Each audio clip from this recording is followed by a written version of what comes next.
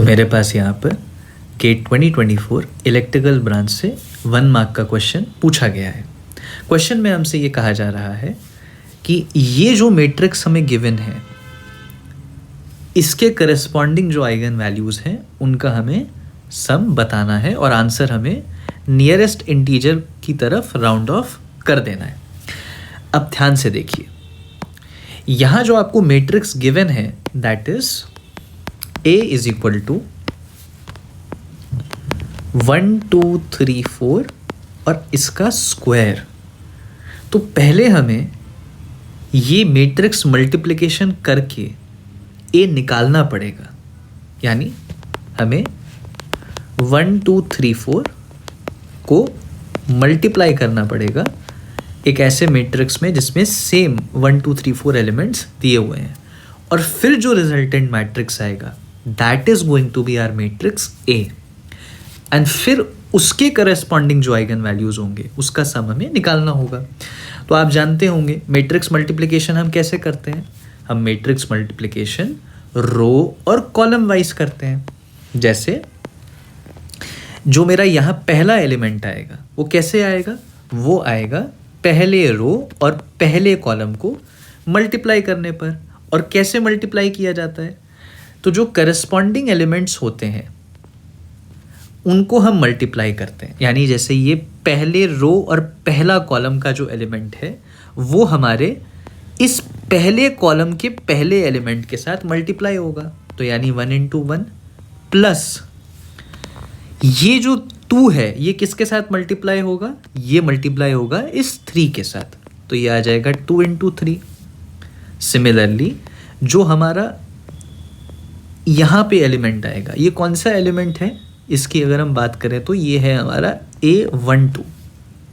A12 का मतलब क्या है, ये वो एलिमेंट है जो कि पहले रो में है और सेकंड कॉलम में है। ये जो पहला नंबर होता है ये हमें बताता है फर्स्ट रो, और ये हमें बताता है कि ये सेकंड कॉलम का एलिमेंट है। तो ये कैसे ऑब्टेन होगा, ये ऑब्टेन होगा जब आप पहले रो को सेकंड कॉलम के साथ मल्टीप्लाई करेंगे। तो पहला रो ये है मेरा 1 2 और सेकंड कॉलम मेरा हो जाएगा 2 4, तो मैंने इसको मल्टीप्लाई किया तो ये आ जाएगा 1 into 2 प्लस 2 into 4। सिमिलरली जो यहाँ का एलिमेंट है इसकी पोजिशनल इन्फॉर्मेशन क्या होगी, इसकी पोजिशनल इन्फॉर्मेशन होगी A21।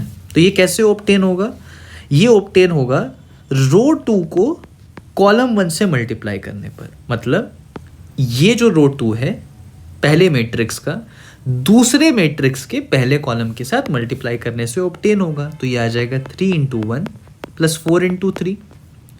सिमिलरली अगला एलिमेंट जो है वो आएगा पहले मैट्रिक्स के सेकेंड रो को दूसरे मैट्रिक्स के सेकेंड कॉलम से मल्टीप्लाई करने पर, तो ये आ जाएगा 3 into 2 प्लस 4 into 4। तो हमारा मैट्रिक्स आ जाएगा 7 1 into 2 plus 2 into 4, तो that is 8 plus 2 which is 10, 4 3 जा 12 plus 3 15, 3 2 जा 6 plus 16 which is 22। तो जो हमारा मैट्रिक्स है A वो हमारा ये आ गया।